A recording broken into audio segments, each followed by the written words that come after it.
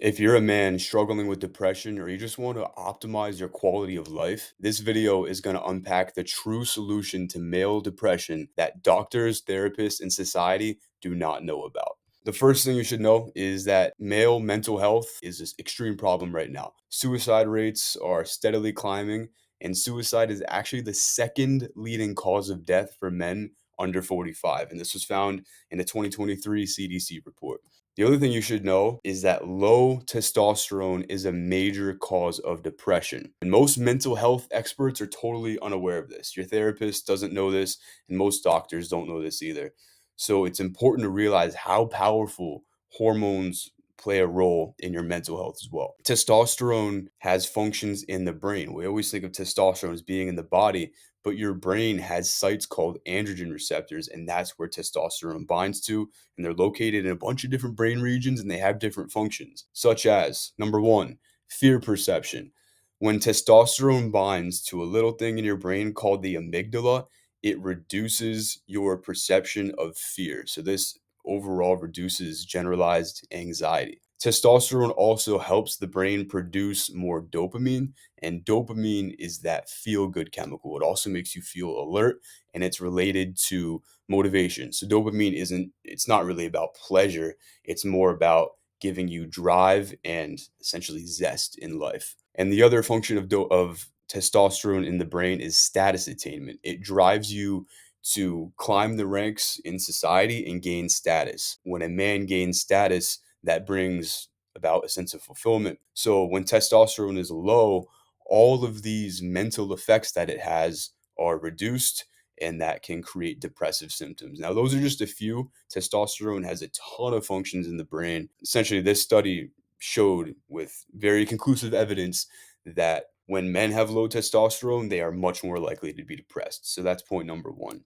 But this also goes the other way. So depression causes low testosterone. This is an excerpt from that study, which also found that epidemiological studies, so these are just studies that investigate large populations of people, it's usually used for diseases. They've documented low testosterone concentrations in men with depression. For these reasons, depressive disorders appear as one possible cause of male functional hypogonadism, and that's just the fancy word for low testosterone. Here's some reasons why depression causes low testosterone. Number one, depressed men exercise less. They're usually in their dark, quiet room all by themselves, and they exercise less. And any type of exercise is good for testosterone, both cardio and lifting.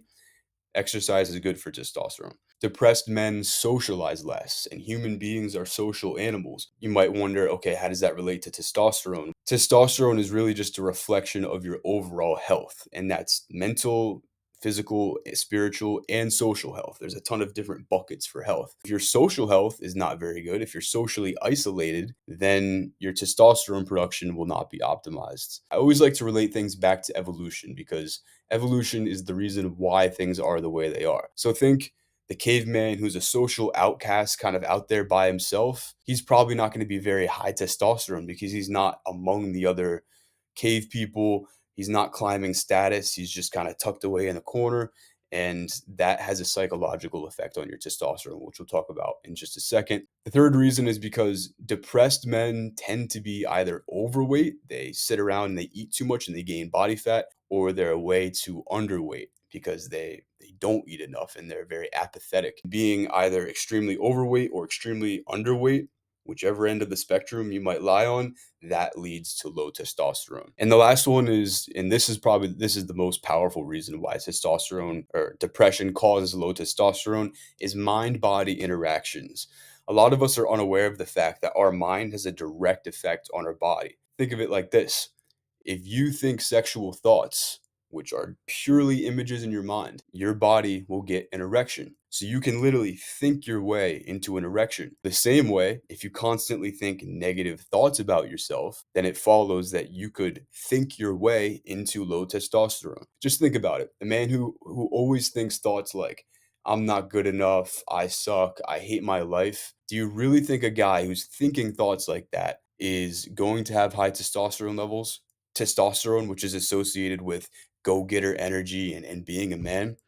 No. So you can by thinking negative thoughts literally create low testosterone in your body. The relationship between depression and low testosterone is what the researchers called a bidirectional influence. It goes both ways, with each factor reinforcing the other. This means that depression causes low testosterone, and when your testosterone goes down, that makes your depression worse, and it's a negative feedback loop. But the loop also works the other way.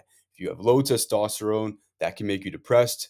When you get depressed, that makes your testosterone go down more, and you get the idea. It's a negative feedback loop. This might explain why we're seeing a reciprocal relationship between societal testosterone levels and suicide rates. So, we said in the beginning, rates of male suicide are going up over time. And we also know that testosterone levels are going down over time. Now, there's a lot of other things contributing to testosterone decline, but I think given what we know about the relationship between depression and low testosterone, it stands to reason that depression could definitely be a contributing factor causing testosterone levels to fall at the societal level. And also, I want to make a point, if you're watching this and you happen to be depressed and you're a man, this shows that you are not alone. Like, a lot more guys are becoming depressed because a lot of different factors in our society. So just just know that you're not alone in this. And this is a major problem that needs to be solved, and that's why I'm making this video. Now, the way the medical system treats depression actually makes the problem worse, especially for men, because antidepressants, SSRIs, lower testosterone. This review found the most commonly used SSRIs decrease androgens and increase estrogens in human cells. This contributes to the feedback loop even more. SSRIs, lower testosterone, makes depression worse. So you need to take more SSRIs, which lower your testosterone further. And the loop goes on and on and on downhill. Now, the good news is this: we can intervene and solve both problems from both ends at the same time and rapidly reverse depressive symptoms. We'll start by focusing on how to counteract depression, this left side of the equation. And there's three major steps that you can take to lower the mental aspect of depression, which will help reverse this negative feedback loop. It's train your mind, find your purpose, and bridge the gap. We're going to go over those right now. But before we do, understand this. If you ever wonder, why am I this way? Why am I depressed? Why can't I just be happy? I've had thoughts like that too sometimes. Happiness is it's really hard to come by for everybody. Understand that the human mind did not evolve to be happy. We aren't meant to be giddy and smiley all the time. Our brains evolved to survive and reproduce. That's it. And think of it like this: the humans who were negative and pessimistic and fearful and anxious were more likely to survive. If someone heard a rustle in the bushes and thought, "Oh, maybe that's a friendly neighbor. I'm gonna go check it out," they might have gotten devoured by a saber-toothed tiger. But the human who heard that rustle in the bushes and was fearful and thought and anxious thought that that might be a tiger and they ran away, well, then they just survived, whereas the positive, happy guy didn't. So our brains actually evolved to be essentially anxious and fearful and pessimistic. This served our hunter gatherer ancestors well. It helped them survive. But in today's society, since we evolved this way for 99% of our evolution, we're stuck with essentially this monkey brain that makes us unhappy in the modern world because we don't need to be excessively anxious and negative all the time because our survival is essentially guaranteed. But our brains still make us think this way because it helped us survive for 99% of our evolution. So most of our brain is composed of this machinery that's designed to help us survive, and we're essentially stuck with it. Societies and cultures throughout history have recognized this. Whether they knew about the evolution part or not is a different story, but they've recognized that, okay, our minds are naturally pretty negative and it's hard to be mentally well. So we've developed religions, we've developed philosophies and other ways to, help our minds transcend this negative monkey brain that we've evolved with. There's been a lot of really good methodologies for reversing these patterns, and many of these cultures have come to the same conclusions. We're going to talk about those in a little bit. But in the modern society, in school, we're never taught how to be mentally healthy. We're taught math and history and science, but we're never taught how to overcome this negative evolved brain that we have. We have this what we call a cultural blind spot, and I'll make an analogy here. Just like doctors, or we used to not know that smoking was bad. Everyone used to smoke cigarettes all day long. They didn't think it was bad, and there was actually advertisements where doctors would smoke cigarettes and say, "This is my favorite type of cigarette." At that point in time, we had a cultural blind spot about the negative effects of smoking.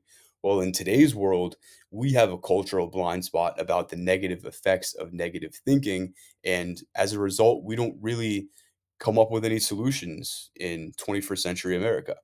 We do, but they don't work clearly. There's this blind spot to the concept of mental training. y- Everyone wants to get in great shape to look great and be fit and train their bodies, but no one ever thinks about training their mind. But the truth is, the mind works exactly like a muscle. Whatever stimulus you expose your muscle to is how it grows. So if you lift heavy weights, your muscles get strong, and your mind works the same way. You need to train your mind like you would train a muscle and like you would train your body. The first step is meditation, because meditation gives you awareness of your own thoughts. When you meditate, you essentially step out of and detach from your thoughts in your mind, and you just view them objectively. But without this capacity, without this ability to detach from your thoughts, you have absolutely no hope of controlling them. So, learning how to meditate is the thing you need to do to gain physical control over your thoughts. And if you want to learn how to meditate, I highly recommend you go on Google and look up wakingup.com by Sam Harris. He has the best meditation app in existence. It's science based, he has a PhD, and I've tried a bunch of different meditation apps. His is the best. He also has a really good book called Waking Up, where he breaks down how to meditate. And I cannot emphasize enough the power of meditation. Without the ability to view your own thoughts objectively, nothing else will work for you because you don't have control over your thoughts. So, the first step in training your mind is to get control over your thoughts, and you do that through meditation. The second step is to learn theory. So once you have control over your thoughts, you need to decide, what types of thoughts should I think and what I should allow, and what types of thoughts should I not allow. And in order to do that, you need to learn some of the theories that humans have come up with in the past that have helped us overcome the negative monkey mind that makes us depressed. When it comes to learning theory, I would highly recommend you start with Stoicism and Buddhism, because these give you an overview of Eastern and Western traditions, and they both come to very similar conclusions. So there's a lot of overlap between them, and you'll be relearning a lot of the same lessons in a lot of the same ways, in different ways, so you'll really install them into your brain. So if you want to get started with Stoicism, I would highly recommend How to Think Like a Roman Emperor by Donald Robertson, The Daily Stoic by Ryan Holiday, and Meditations by Marcus Aurelius. These are the three best books about Stoicism, and it's a good combination of original sources while also adding modern interpretations to help you apply them to your life. If you want to get started with Buddhism, The Art of Happiness by the Dalai Lama, and The Power of Now by Eckhart Tolle. He also goes into a lot of different ways that you can learn to control your thoughts, and that's going to be extremely powerful in conjunction with meditation. So I like to think of Stoicism and Buddhism as helping you build a mental defense. That's going to help you counteract all of the negativity in your mind and help you be more present in your life. But a mental defense is great because that's going to bring you up to baseline. But you also want a mental offense to help you be more positive. And for that, I have a couple more book recommendations. Number one is Think and Grow Rich by Napoleon Hill. This one is usually associated with making money, but he has a lot of good strategies to help you just think more positively in general. Psychocybernetics by Maxwell Maltz. He's going to teach you how to program your mind for positivity and breaking the habit of being yourself. This one is going to kind of tie everything together and help you break away all of the negative patterns that made you depressed, and it'll teach you how to install all the positive patterns in the books that you're reading to become a new person. So, if you might be thinking, "Oh, that sounds like a lot of reading. That seems like a lot of work. I got to read all these books and apply the theories and lessons." Yes, just like getting in great shape is a lot of work in the gym, getting in great shape mentally is a lot of work with mental work. Anything desirable in life requires considerable effort. And, happiness or even just the absence of depression is something that's desirable. You want to be well and live well. So that's going to require effort. And that goes back to that blind spot I was talking about before. In society, no one ever talks about the importance of reading books like this or training your mind. And that's why so many people are depressed because, we used to prioritize this in past cultures, but in the modern world, we don't. And then the last step is just reprogramming your mind, which is execution. So one of the beautiful things about the human brain is a concept called neuroplasticity. And that means that our minds can change and adapt and essentially rewire themselves based on the inputs that we put in. So as you learn these lessons, you don't want to just read them and forget about them. You need to apply them to your daily life. So you go about your day and you essentially just watch yourself and you observe your mind, and anytime you find a situation where your mind is being negative or making you depressed, you notice that and you remove it and then replace it with something that you learned in one of those books that's going to help you reverse your depression. And you do that over and over and over. And just like with enough reps, just like a muscle, you will train your mind to be stronger. And another way that you can kind of track your progress is through journaling. So I keep a journal. I journal every single morning and night. In the morning, I focus on how I want to use my mind. And at night, I reflect on how I did use my mind and how I can do better the next day. So that way you can keep track of your progress. But journals are also great because it helps you get all of your thoughts onto paper and, like we said, detach from them. Sometimes getting literal physical, tangible space between you and your thoughts, and then the act of actually writing them out makes you slow down and view them more objectively, and you can realize that they're really not that rational and you don't need to let them bother you. The next step to overcoming depression from the mental side is finding your purpose. Socrates said that man becomes depressed not from lack of pleasure, but lack of meaning. Us human beings evolved as goal striving organisms. That's what allowed us to compete every other species because we could have a goal. Okay, we want to build a shelter, let's go do that. But the problem is when we don't have a goal, it can leave us with this feeling of emptiness, this lack of meaning. Well, I don't have anything to work towards, so I'm just kind of here and my existence doesn't matter. And that's what can bring about depression. Viktor Frankl, the author of a book called Man's Search for Meaning, that's another one that you should read to find your purpose. Man's Search for Meaning. He said a man with a why can endure any how. You have a why behind your life, a purpose. And if you're depressed, it's because you feel like your life doesn't matter. You don't have a purpose. So you need to find one. Finding purpose is also the peak of what it means to be human. Now, there's this psychologist called Maslow, and he ranked human needs lowest to highest. And almost all of us have our safety and physiological needs met.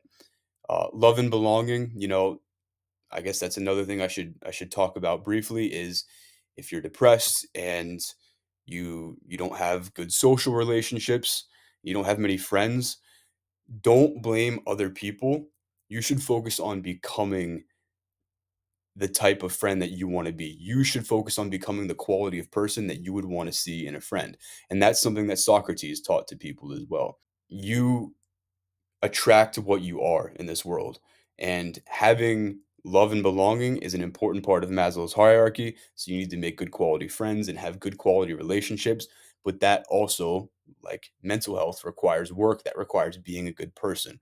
So focus on making yourself a good person and you will attract good people into your life. Now, back to purpose. Purpose is the point where you self actualize. And all that means is you are transcending yourself by doing something that's good for society, not just for you. That's where your purpose comes into play. Your purpose should contribute to society and make the world a better place, and that will give you a deep sense of fulfillment and meaning. And the reason why is because human beings also evolved as social creatures. If humans did things for the benefit of other humans, the whole tribe benefited. So we evolved with this machinery in our brains that rewards us for doing things that are good for other people, and you do that through your purpose. So you combine these two aspects of human evolution. Number one is we strive for goals, and number two is we work together for other people. When you find your purpose, you combine those two things by making your goal to help other people. And that gives you the deepest sense of meaning and fulfillment that any human being can ever feel. And depression, I promise you, cannot exist in the presence of a powerful purpose. For example, my purpose right now is making these videos to help people like you overcome depression and have high testosterone, and it makes me feel good. If I didn't have this purpose and I just sat around in my room all day, I would be depressed too. That's the power of purpose. Now, the question becomes, how do you find your purpose? And this is the most logical formula that I could come up with. Make a list of your passions, the things that you really care about. Maybe, you're really passionate about the environment and it pisses you off that us humans are destroying the environment. Or maybe you're passionate about architecture. You love, the way humans have been able to design buildings and bridges and stuff like that. Make a list of your passions, and what really characterizes a passion is an emotional investment in it. For example, my passion is testosterone because I know how powerful having healthy testosterone is for improving men's quality of life. So I'm very passionate about it, as you can see, and it pisses me off that testosterone levels are declining and so many men are suffering for it. So that's why it's a passion. It makes you passionate. So make a list of all of your passions. Then make another list of all of your interests. These are things that you just find interesting. Maybe you're interested in sports, or maybe you're interested in, I don't know, plant biology, things that spike your curiosity, your childlike fascination with things in the world. I'm using my example because that's all I have to speak from, but I'm very interested in human physiology and science and human evolution and philosophy. So I combine my interests in all of these things with my passion for men's health and testosterone. And that's how I created my interest and passions. And the last part of the Venn diagram is contribution. You need to do something that contributes to the world and makes it a better place to really make your purpose fulfilling. Because if you only do things for yourself, if if all I did was read about science and testosterone and read it for myself, but didn't distribute it to the world, it wouldn't be nearly as fulfilling. So you need to find where your passions and your interests overlap, and then find ways that you can use those to contribute to society and help other people.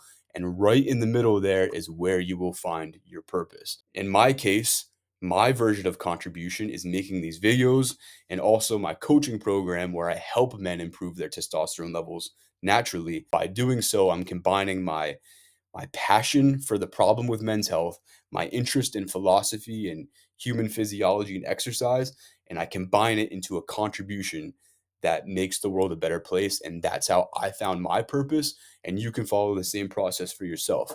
So if you want some more reading material to help you find your purpose, start with Man's Search for Meaning by Viktor Frankl, then move on to Mastery by Robert Greene, and then read The Way of the Superior Man by David Dita. This book has a lot of other great things that will help you, improve your mental health as a man as well, but he helps you find your purpose in there. The third step to overcoming depression from the mental side of things is bridging the gap. Socrates also said that we become despondent when we behave out of alignment with the person we know we should become. When you do things that cause you to lose respect for yourself, that leads to depression. So maybe you're depressed, and then you spend all day playing video games, and then you watch porn, and then you eat junk food, and you know deep down in your mind you shouldn't be doing those things, but you do them anyway because you keep falling victim to your desires.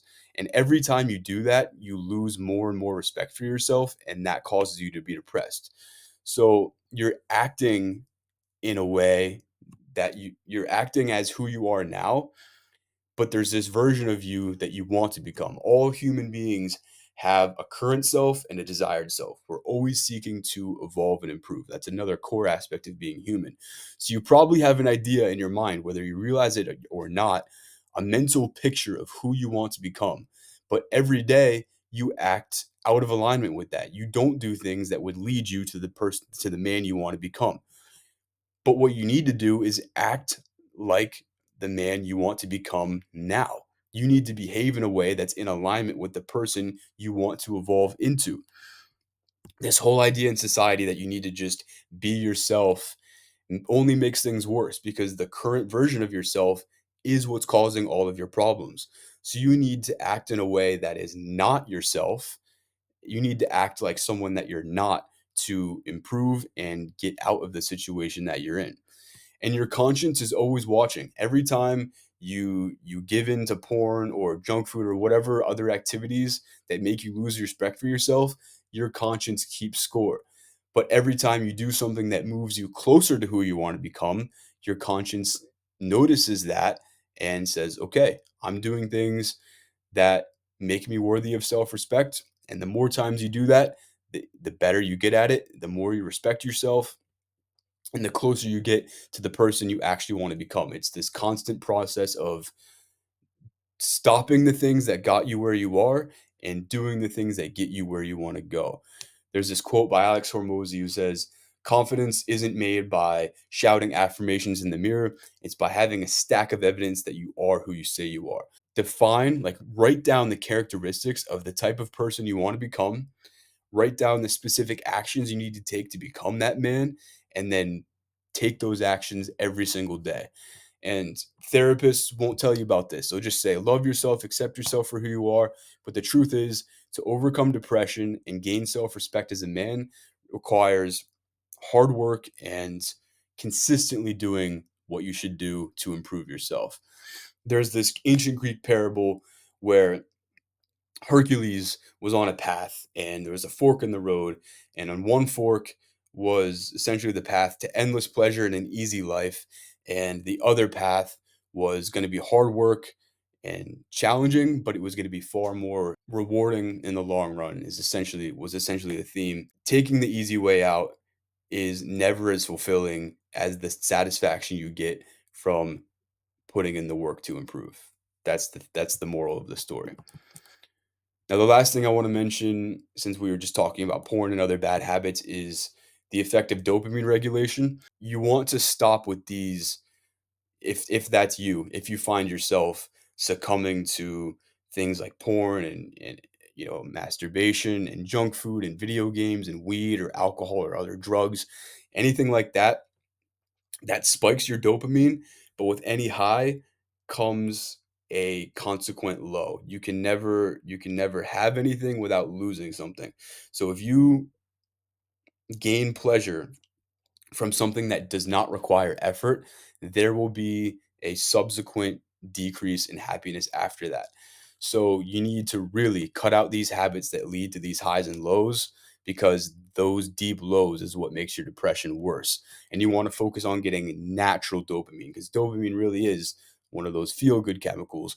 You can get that through sunlight, getting outside, exercise, endorphins. Socialization is really important for dopamine, and cold exposure. But the core theme is that you can either get dopamine from something that requires effort, and that's the rewarding type of dopamine, or you can get dopamine from things that cause crashes, and that's what causes depression. You want to exert effort to earn dopamine, and that's what makes it feel good.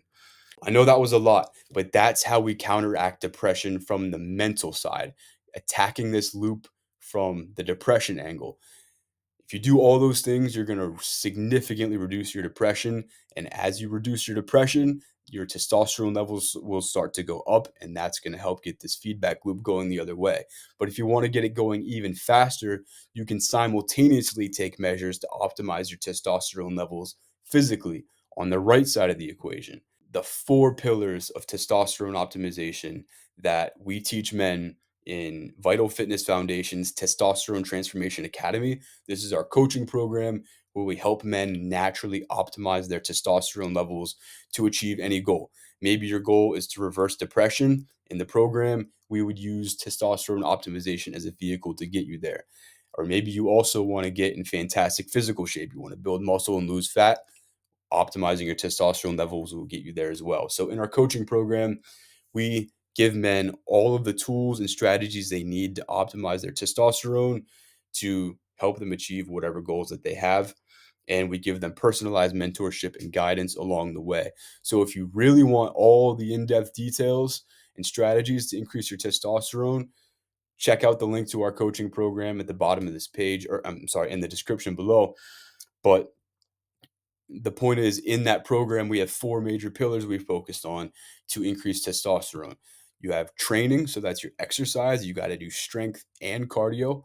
Number two is nutrition. You've got to get your nutrition right, especially for depression as well, because this is another little side tangent, but your the composition of your gut microbiome. There's actually bacteria that live inside your gut.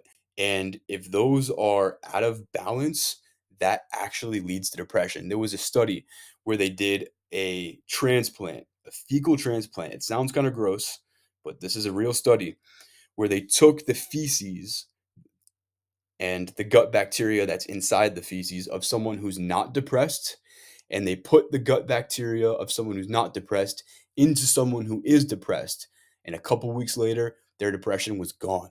So that's how powerful your diet is.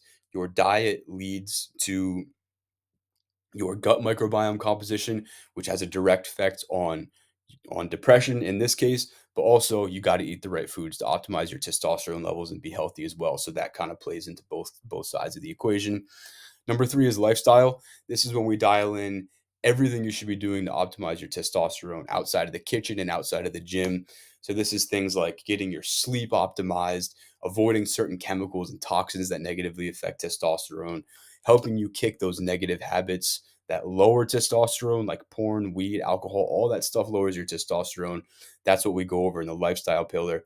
And then number four is mindset, which we covered pretty comprehensively today, but there's even more details in the program. So those would be the four pillars you should follow to increase testosterone, to attack depression from the testosterone angle as well. I hope that you start taking action on both sides of the equation by mentally alleviating your depression and by physically improving your testosterone to get that feedback loop of improving your testosterone levels, which will reverse depression going in the right way so that you can kick this goddamn condition once and for all.